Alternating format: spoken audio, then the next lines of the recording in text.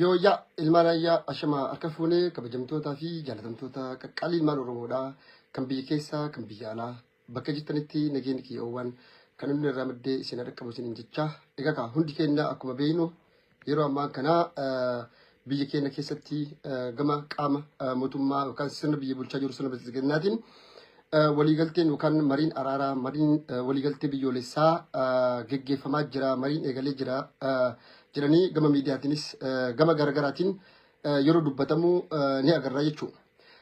Kanaan wal qabatee mariin biyyoolessaa bifa kamiin geggeeffama maal farratti mari'atama maal farratti walii galama marii biyyoolessaa jechuun maal jechuudha ka jedhu namoota ingaliniif akka isiniif akka galuu fi waan kana isiniif ibsuudhaaf arra dirqamee dhufe jechuudha. Egaa akkuma beekamu waliigaltee biyyoolessaa jechuun araara buusuudha nageenya buusuudha. Gaafa araara jennu kana paartileen mormitoota siyaasaa kan gaara jiranis kan bosona jiranis kan biyya keessa magaalaa keessas jiran kan gama boordii filannoo Itoophiyaatiin gama seera qabeessa ta'een paartileen galmaahanii jiranis kan irratti hirmaatan hayyoonni Oromoodhaa hayyoonni Amaaraa kan sabaaf sablammoota biyya sanii keessa jiran kan biyyi sun na ilaallatti jedhu hundi irratti hirmaatee biyyattii gama tokkotti kallattii takkatti deebisanii nageenya buusanii biyya san dimokiraatessu biyya san gartee bu'uura biyyi sun akka biyyatti akka itti fuftu biyyi Itoophiyaa jedhamtu sun biyya hunda keenyaati seenaa keenya qoshaashas haa ta'uuti gaariis haa ta'uuti wal simsiisanii irratti walii galanii akka biyyatti deemuudha jechuudha. Kana jechuun maali? Fakkeenyaaf waliigaltee biyyoolessaa gaafa jennu Oromoo fakkeenyaaf Minilik harmaaf harka ciree jiran ajjeesee jira isin jedha Oromoon. Amaarri ammoo Oromoon arba gugurratti duugaa sanyii irratti raawwatee jira isin jedha. Qaamni lachuu waan irratti wal mormu kana ragaa wajjin dhiyeessee agrii walii godhee walii galu jechuudha. Fakkeenya biyyi Jarman biyyi nuti keessa jiru kun sirni Hitler sirni Naaziidha. Yahudota miiliyoona 5 cafacafee fixee jira duugaa sanyii irratti raawwate gochi shugalee isaa raawwatee jira. Kana warri dhalattoonni biyya kanaa sirni biyya kanaa mootummaan biyya kanaa seeraa feerri biyya kanaa waan kana agrii godhee jira.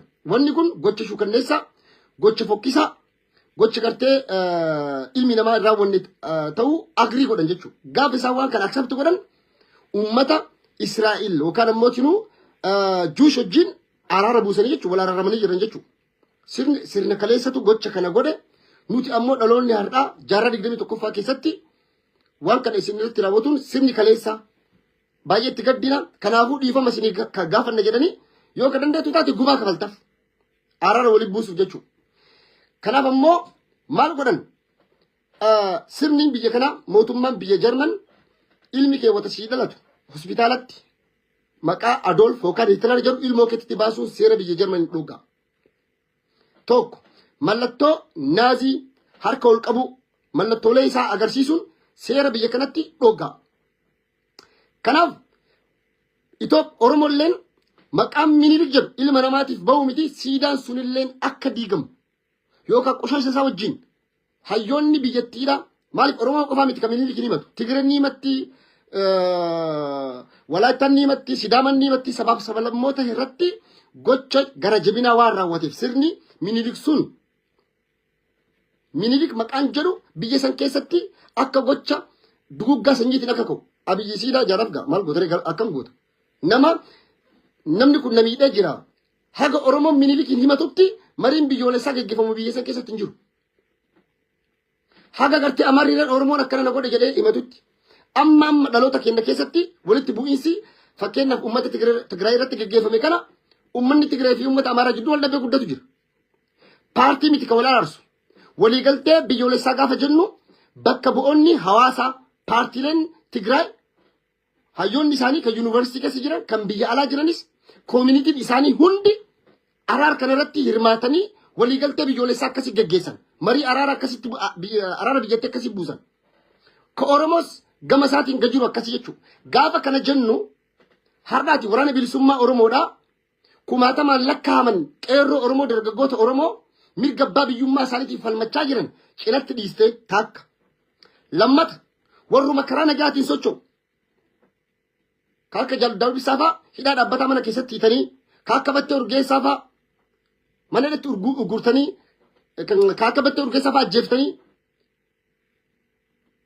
hayyoota yookaan hoggantoota adda bilisummaa Oromoo olaanoo manadhaa keessatti gurtee kaamnidhaa dhaabbataa hiikee kaan ajjeeftee kaafaa waajjira isaa meeqarraa cuftee miseensota isaanii meeqa uggurtee hiitee mariin biyyoolessaa geggeessitu ashoofuu walitti taphachuu na fakkaatan. Maaliif dhugaadha. Shimallis Abdiisaa illee peejii irra barreessee jira. Nageenya jedhan. Gaafa nageenya jennu afaanitti nutti salphata. Nageenya san bu'uuraan hojiitti hiikuu fi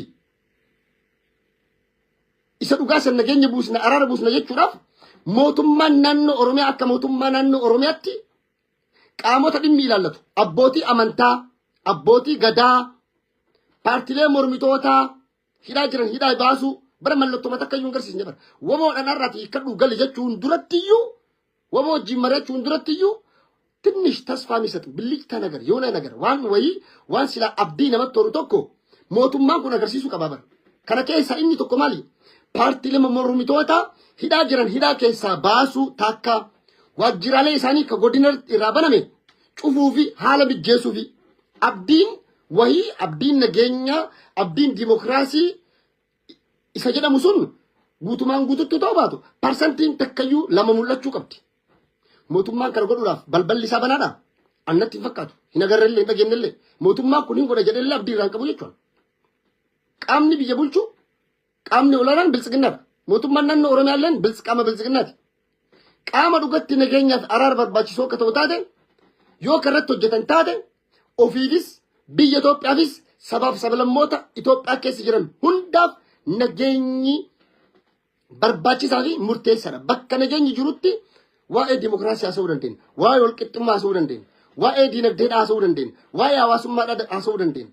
Gaafa waliigaltee biyyoolessaa jennu kana seenarratti biyyiti guutuu waliigaluu qabdi.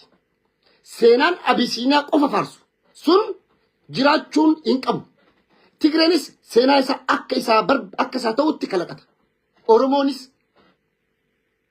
Amaarris sabaaf sablammiin biyya san keessa jiran Affaaris Sumaaleenis hundi isaanii jechuudha.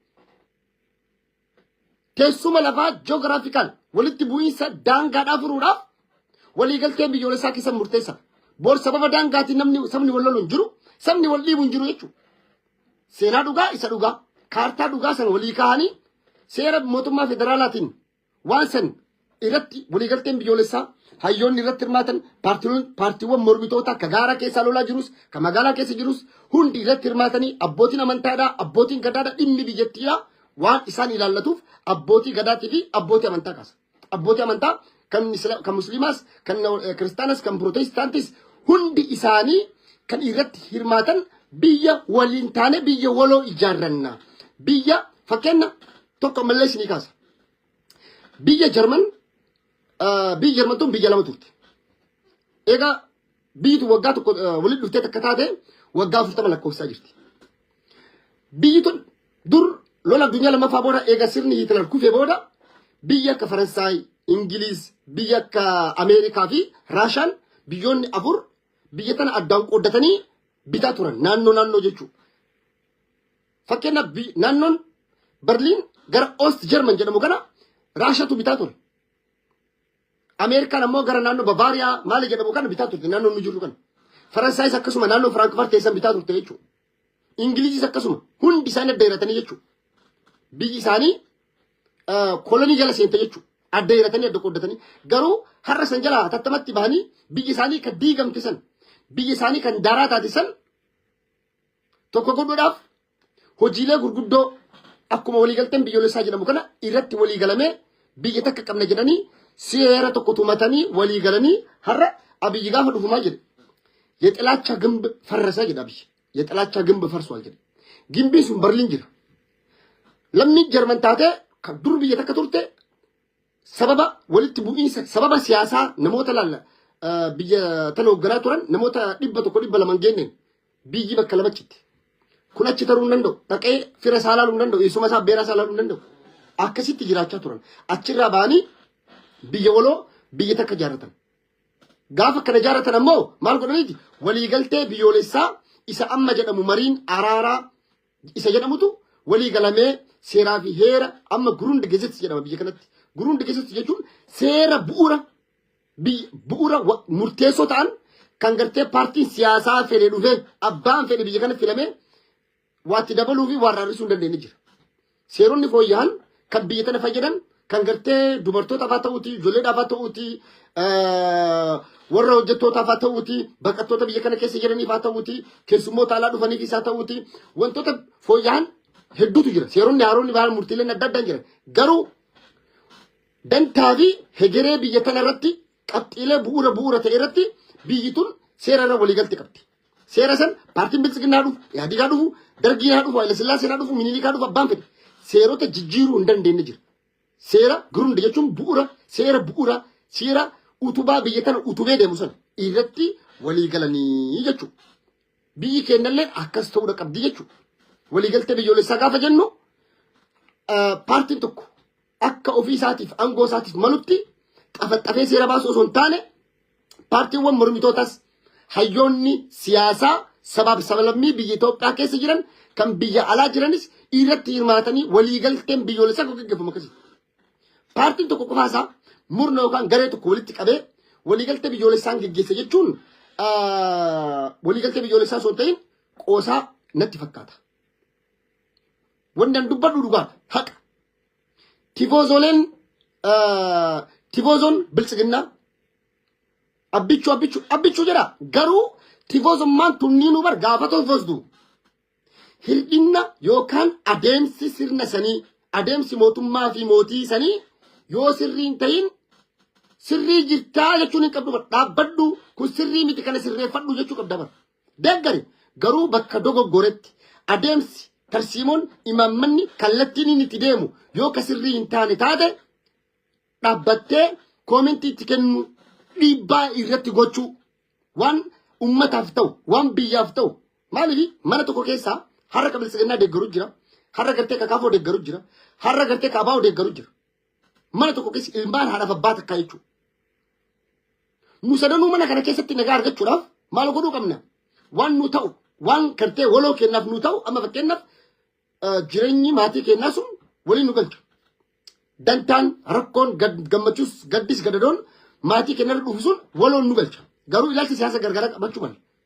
Ilaalcha siyaasaa kenna kana gidduu gala godhannee fagoo teennee dhagaa walirratti dhufu wal darbachuu sun taane hundi isaa dhiibbaa waliin godhee gama tokkotti luuccee Oromiyaafis Oromoofis ofii mataa isaatiifis akka ta'uufitti biyya san jaarrachuu.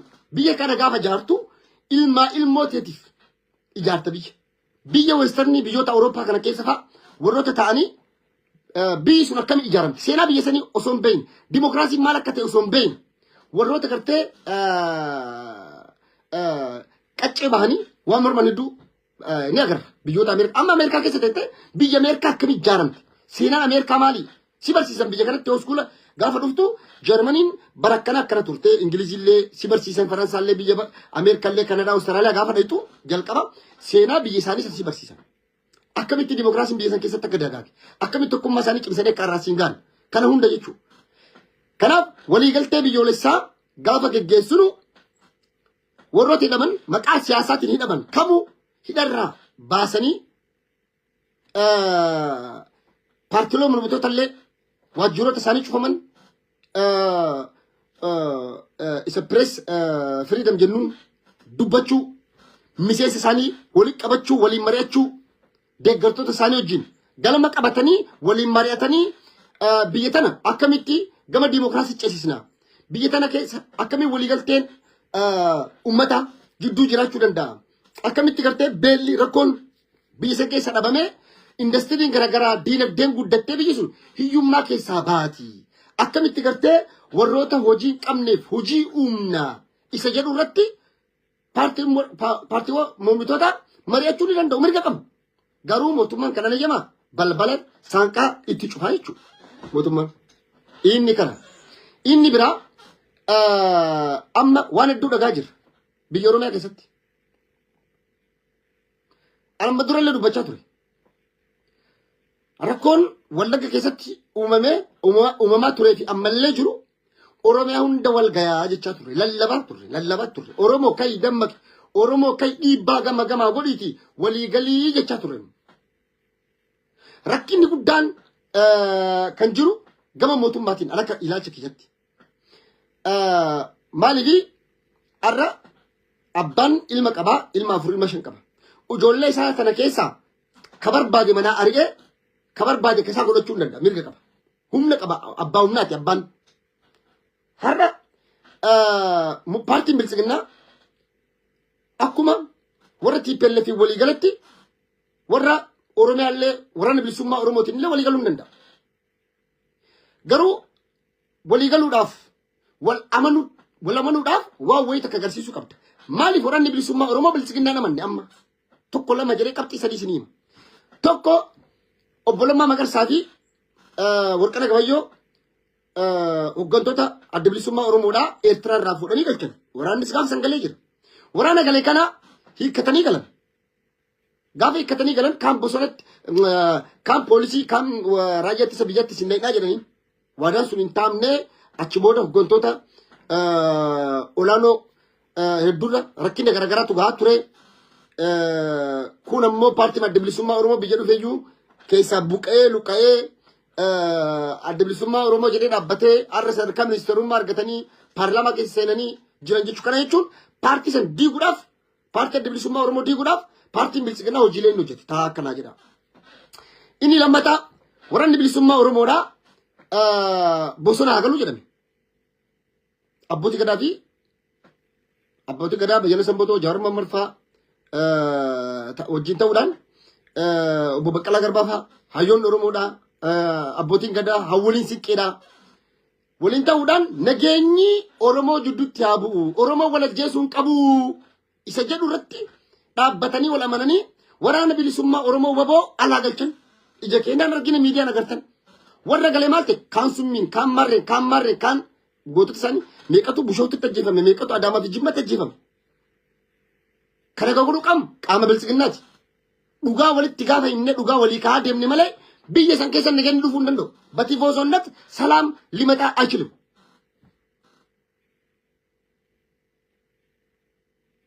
leencoo lataa faalleen akkasitti waraana eekkachiisanii biyyaa baasanii nyaachisan har'a waraana kanaa garamii kadhuutii gala jechuu dandeetta waan dhugaa waan qabatamaa waan isaaf abdii ta'u abdii horu isa qofaa miti bar waraanni kun ka barbaadu ofii isaatii hidhaa baqatee hoogalee harka hiikkateeti mijan kaayyoo manaa ba'eef qaba kaayyoo inni manaa ba'eef san mootummaan hagam takka hojiirra oolcha parsantii dhibbayyuu miti parsantii lama sadiiyyuu hojiirra oolcha fedhii fi hawwii isaanii san guutuuf gaafiin sun gaafii wabee osoo hin taane gaafii uummanni Oromoodhaa akka sabatti akka uummatatti uummanni Oromoodhaa gaafii gaafatu. Gaafii kana deebisuudhaaf paartiin bilisiginnaa hagam takka hojiilee kanneen hojjeta. Kanaaf waliigaltee biyyoolessaa yookaan ammoo araara nageenya gaafa jennu akka malee iizii salphaa nutti fakkaachuu mala. Garuu wareegama guddaa barbaada. Wareegama gaafa jennu waan ati barbaadduu fi hawwii kee qofa osoo hin taane waan barbaaddu sunis dhabaa miidhamaa kaachi jiru sunillee akkas dhufu atillee as dhuftee jidduu kanarra walii galuu qaba ilmi namaa malee har'aatiin paartilee ofii keetii xafaxaftee hojjettee ijaartee walii qabdee araara marii biyyoolessaa olaan jette kun fudhatama hin qabu. Fakkeessuun iyyuu hin ta'u fakkeessumaaf iyyuu hin ta'u kun. Kanaaf mariin biyyoolessaa qaama hunda hin hirmaachisne marii biyyoolessaa isa dhugaa san isa haqaa san yookaan isa fiixa bahee biyya san keessatti jijjiirama fidaa sanii miti. Matsaaf qallaan Shimallis katabuun salphaa bara. Garuu marii kana godhuudhaaf iyyuu isteeppiiwwan deemaman hedduutu jira. Kaanidha gurtee kaan fa'a eenyutti maratte eenyutti teessufte marii biyyoolessaa jechuun maali? Kan osoo taane ka jedhamuu qabu deeggartoonni sirna bilisiginnaa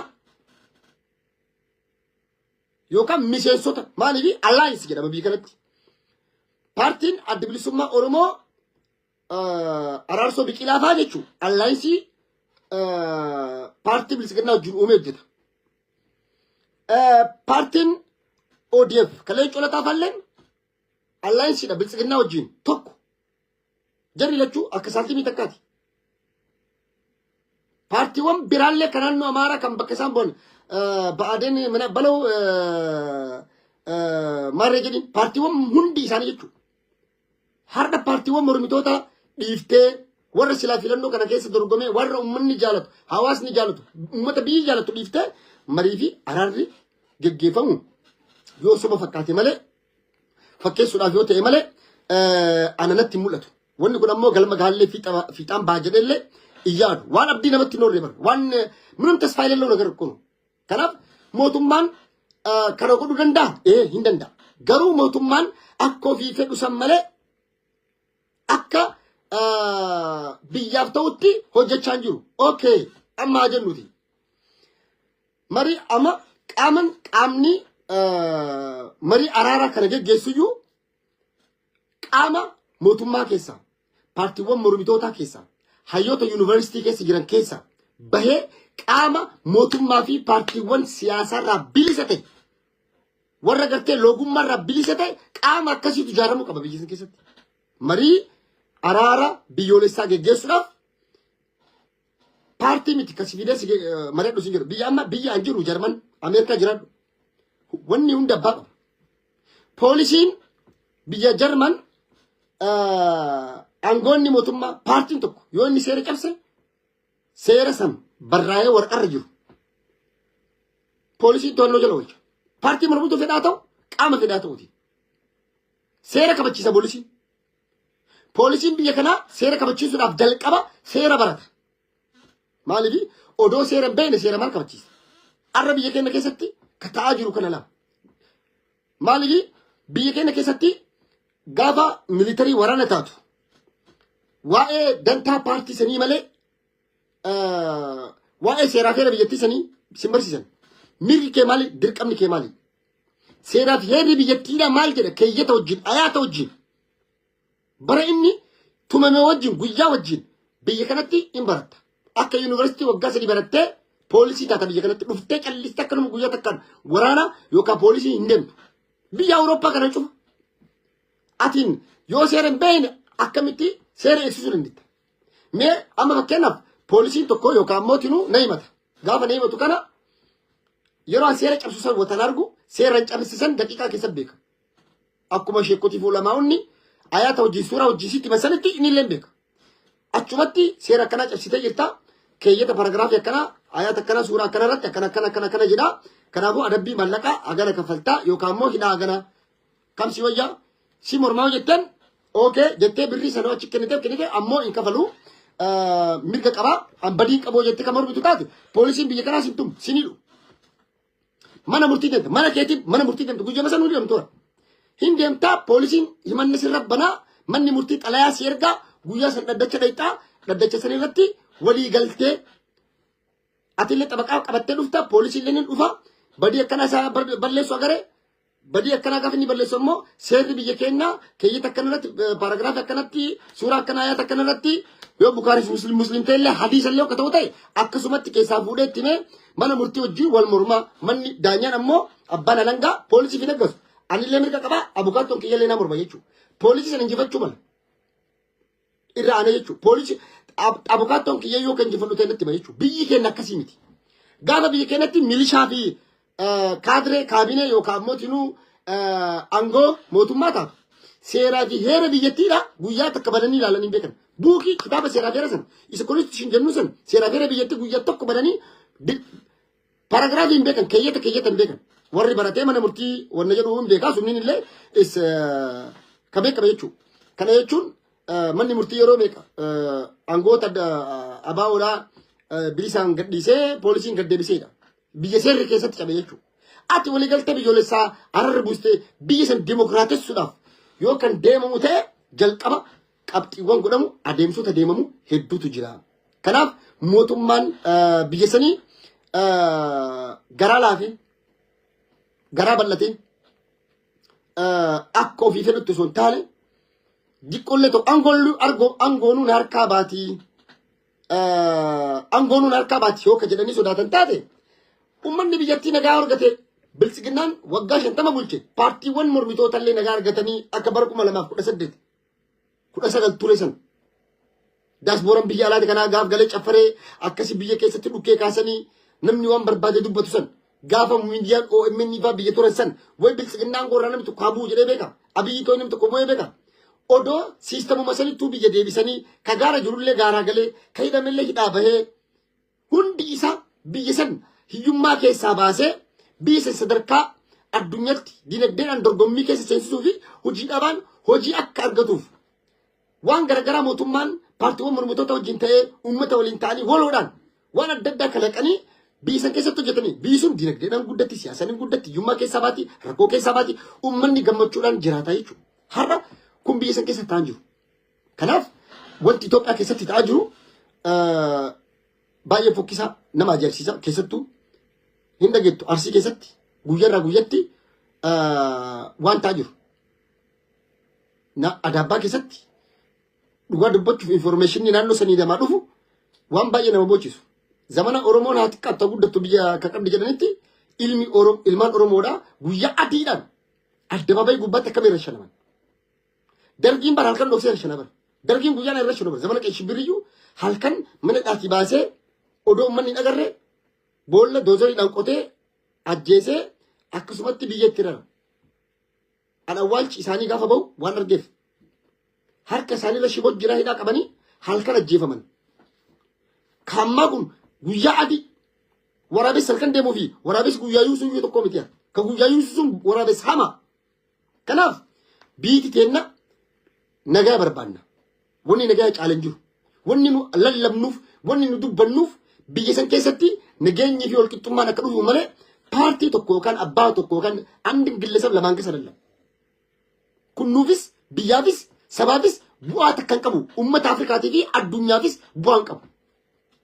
Kanaaf biyya san keessatti ammallee irra deemin akka araarri bu'aa yookaan barbaadan taate kana godhu inni lammataa ammoo milishaa seera hin beekne heera hin beekne poolisii seeraa fi heera hin beekne aboo seera barsiisa. Yoo dhugatti biyya san mootummaa seeraa gadi ka ta'ee seera kabachiisnee seera kabajnee biyya san dimokiraatessinee fuulduratti deemna ka jettan taate qaamotuma bobbaaftan kana ka callisee nama tumee nama ajjeesee qabeenya namaa saamee mana namaa gubee deemu kana yakkamtoota akkanaa kana seeratti dhiyeessu.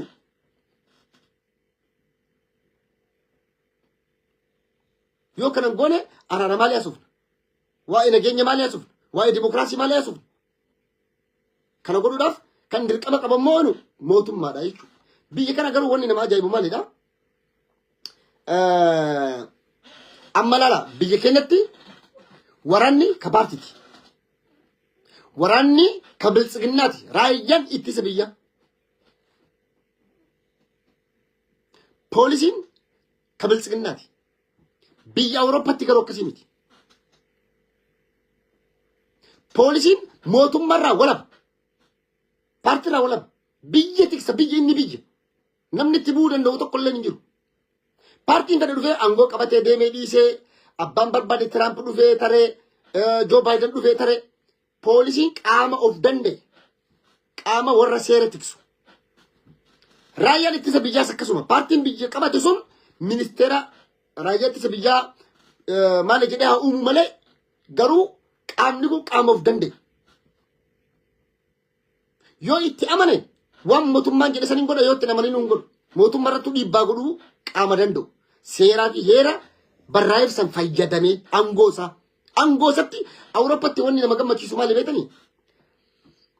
Aangoon barbaade kaameerkas ka abbaa fedhes aangoon eegatti kennamee bakka tokko taa'ee laal parsantii dhibbaan dhibba aangoo kennameef sanitti fayyadama. Sirriitti itti fayyadama. Kennaa aangoon itti kennamaa garaasaa guuttataa yoo maaliif tokkoffaa harka laala warroota fakkeenyaaf aangoo mootummaa harka qaban. Mindaan jaraa yoo laalte birrii Itoophiyaa 10,000 garuu jireenyi isaanii baasii isaan guyyatti baasan dachaa mindaa isaaniiti. Qabeenyi sun qabeenya biyyaati qabeenya uummataati. Gibira uummata irraa guuramu bajata mootummaati. Wanni kun hundumaa ta'e paartii biltsiginnaa kana tiksaa malee waan barbaadan godhaan mirgi biltsiginnaa irraa kennameefii jira laa. Isiin biltsiginnaa tiksaa uummata nurra callisiisaa kan dubba jedhe afaan keessa dhaa kabalaa kaan ammoo rashana hayyamni waan kennameef isaan ammoo kan argatanii akka barbaadanitti hiyyummaa keessaa ofii isaaniitti bahanii duroomaa jiran jechuudha. Har'a mana kaadireen mootummaa tokko ijaarratu naggaadeen fedhin ijaarratu yoo an sobe deemaa laala qabeenya isaan qaban. Shawaa kana keessa deema, Harargee keessa deema, Arsii keessa, Baalee keessa, Wallagga keessa, Jimma keessa bakka barbaadan qaama mootummaa ta'ee kan hin duroomne hin jiru. Haati qatta guddattuu akkaawuntii isaa keessa yoo hin qabatin maqaa isuma maqaa dadaa maqaa firaa obboleessaatiin akkaawuntiin isaa miliyoona caqi. Kana jechuun hagarin mazrafnu biyya kanatti guddatu. Maaliif sareen bakka waa nyaatu sanii dutti abaddan ganda sanaa dhufee tuqe inni istu sareen sun bilchiginaan akkasitti ijaarate laa namni bilchiginaa ija keessa jedhee jedhimtu laalu ol jettee gaafa laalte waa gaan taaganyalla jechuudha. Biyya akkasitti ni ijaaramtu haga danda'ameen ammallee nagaa lallabna nageenyi waan hunda caalaa nageenyi nuufis biyya keenyaafis Afrikaadhaafis addunyaadhaafis baay'ee barbaachisaadha. Gaafa biyyi Itoophiyaa nagaa taate industiriin kaampaniiwwan gurguddoon Awurooppaa, Ameerikaa, Chaayinaa dhufanii biyya sanatti invest godhan warra hojii qabne hojii uuman mootummaan isaan kanaaf gaafas yaamicha godhaa. Har'a gaafa rabshaan ture paartii kaampaniiwwan meeqatu Itoophiyaa keessa gadhiisee bahe. Qoqqobbiin mootummaan addunyaa sirra godhan dhiibbaa meeqa sirraan keessa. Har'a Keeniyaa laala. Mootummaan keenya har'a akka miseensa biyya naatoo taatetti Ameerikaa bara kabaja argatte laala. Itoophiyaadha sila biyyi filatamtee akka ruutoon Waayit Haawusii affeeramu sila Itoophiyaa. Maaliif Itoophiyaan qumaara hedduu nyaatamti. Ofii masiitii namni xiyya ofitti dha'a. Itoophiyaan barre xiyya ofitti dhoofte bara. Diinaan osoo hin taane ofii wallolte biyyi ofii wallolte Itoophiyaa qofa addunyaa kanarra. Asii lola fi bantee kaan gooti mootummaan addunyaa hin beeka. Odoo waraanni bilisummaa jiru isaan lolaa jirtu. Osoo asii faannoodhaan lolaa jirtu. Osoo kaan hin lolaa jirtu. Haga aangoo qabattee dhufte lola qofa biyyi lola hidhaa siyaasa rakkoo boo'icha taasisaa teettu addunyaan akkamii si filatti. Har'a Keeniyaan gibira malee qaraxa takka malee Ameerikatti import export Ameerikarraa akkasiin gootu mootummaan Ameerikaa jedhame kun waan guddaadha. Kun injifannoo guddaadha. Biyyoota miseensa Ameerikaa wajjin ta'an allaayinsii ta'an gama biizinasaatiin gama diinagdeetiin gama siyaasaatiin Ameerikaan biyya Keeniyaa Itoophiyaa caalchifattee gaanfa Afrikaa irratti seenaa guddaa hojjechuu dandeenya. Keeniyaan maaliif biyya san keessatti ilaalcha siyaasaatiin hin himtu paartii kamtu dha mee Keeniyaa keessatti eenyutu dha mee aangoo kam ajjisan guyyarra hin jiru. Mootummoonni addunyaa manazaraan si ilaalan. Maal hojjechaa jirta? Osoo hunduu Mallas Zeenaawii ta'e yoona biyyi tun Itoophiyaan silaa irra sadarkaa kanatti hin jirtu. Qaruutedha. Alshabaabiin deemeedha. Biyya isaa nagaa kabachiisu miti. Ameerikaa yoo argite Maqdashoo dhaqee Alshabaabiin dha. Ruwaandaa argiti nagaa kabachiisee gala. Saawus Sudaan argiti nagaa kabachiisee deeme. Waan jarri jedhee nu jirra oolchu. Gaafa nu jirra oolchu kana ammoo haati qatta guddattu tokko biyyattiin gama militariitiin isaa ta'uutii gama meeshaa waraanaatiin ni guddatti. Inni lammataa ammoo gama siyaasaa dippiloomaasii mootummoota addunyaa wajjin qabduun dursa deemti jechuudha. Dhiibbaa climate change irratti mootummaan Itoophiyaadhaa godhaa ture. Mallas Zeenaawii waan taphaatii miti. Hojiiwwan isaan gama dippiloomaasiitti hojjetan callisanii suuraa ka'aa viidiyoo ka'aa deemuu miti. Callisanii korfaa suuraa kaameraa dura dhaabbachuu miti. Biyya akkasitti hogganamtu. Dhaabbadhaatii laala. Tiivoozolallee qabbanaa. Harka dhahuu qofaa miti. Maaliif abbichuu jettanii jaarsi kararraan baasina. Akka inni karatti deebi'ee nagaya buusee walqixxummaan dhufee dimokiraasiin biyya san keessatti dhufee uummanni keenya hiyyummaa keessaa bahee bu'uuraalee misoomaa biyya san keessatti hojjetamaa jiran sababa lola karaan hin hojjetamu bishaan ifaan hin hojjetamu bakka lolli jirutti akkamitti hojjeta. Manneen barnootaa ni ijaaramu. Manneen fayyaa hospitaala gurguddaa ijaaruu hin dandeettu. Finfinnee bareechuu dandeetta. Magaalaa dippiloomaatotaati magaalaa nagaa qabdu. Poolisii raayyaa ittisaa federaalaa qaama sadiitu jira. Poolisii magaalaa Finfinnee jira, federaala jira, raayyaa ittisa biyya qaama sadiin magaalaa san marsitee magaalaa san qofa keessa fooqii ijaaraa maalii muuziyeemii ijaaraa bilisuu dandeetta. Garuu akkasii miti. Miiles uummata miliyoona 120 uummanni magaalaa Finfinnee miliyoona 10 keessaa osoo hir'isne iyyuu miliyoona 110 ammoo dantaa isaanii kabachiisuu qabdi. Akkuma Finfinnee nagaa argatte bakki hundi nagaa argachuudha qaba. Jennee amana. Har'aaf kanuma isiniin jedha. Egaa yeroo tokko takka wanni miidiyaa kanarra nama dhabamsiisu siyaasa borcamaa biyya saniitii fi haala uummanni keenya irra jiruu fi keessa jiru waan baay'ee tokko nama gaddisiisu mataa nama cabsu mataa gan nama cabsu kallattii biyyi sun itti deemaa jirtu waan baay'ee tokko nama naasisu kanumaaf bannee takka takka akkanumatti dhufaa wal hubachiifnaa kanaafuu tifoozolleen mootummaa kanatti dhiibbaa godhaa mariin biyyoolessaa isa sirraa gaggeeffamu isaa ta'e fi haala isa feekii osoo hin taane ka jedhu araarri waan hunda dursaa hunda kenna barbaachisaadha. Rabbiin biyya teenya nagaa nu haa godhu, Rabbiin waliin nu haa galchu, Rabbiin mataa walitti nu qabee biyya teenya keessatti gartee har'a bar naannoo har'a Oromoon tokko naannoo Amaaraa deemee bar anda turisti beena chilum biyya Itoophiyaa jedhan ifi biyya bar biyya waliin qabnami har'aan Jarman keessa qaccee bita Awurooppaa kana keessa biyya fedhe keessa har'a Amaarri dhalataan Amaaraa naannoo Tigraay deemuu hin danda'u. Tigraay naannoo Amaaraa dhufuu hin danda'u. Oromoon naannoo Amaaraa deemuu hin danda'u. Maaliif mootummaan biyya haga tokko harkaa qaba malee bakka koontiroo gochuu fi seera kabachiisuu hin dandeenye. Maaliif yoo mootummaan jiraate nagaan deemta bara. Kanaaf jibbiinsa summummaa kana keessaa baanee biisuun waliigaltee akka biyyatti akkasiin itti fuftuuf bakka jirtanii Rabbiin kadhadhaa gama dandeettan hundaan dhiibbaa godhaa. Paartii mormitoota bira rakkin hin jiru. Miskiina jedhe yaamnaan dhufuudha. Dhiibbaa guddaa karra gaggeessuu qabdan qaama mootummaati. Mootummaatti dhiibbaa godhaa. Karaa dandeettan hundaan kallattii hundaan kaabineen kaadireen qaama mootummaa keessa warroonni jirtanis akka mootummaan karaa kanatti dhufu kallattii qabatee deemu irratti dhiibbaa guddaa godhaa. Kanuma isin jedha. Assalaamu alaikum warahmatullahi wabarakatuh. Nagaa keessa naa jiradhaa.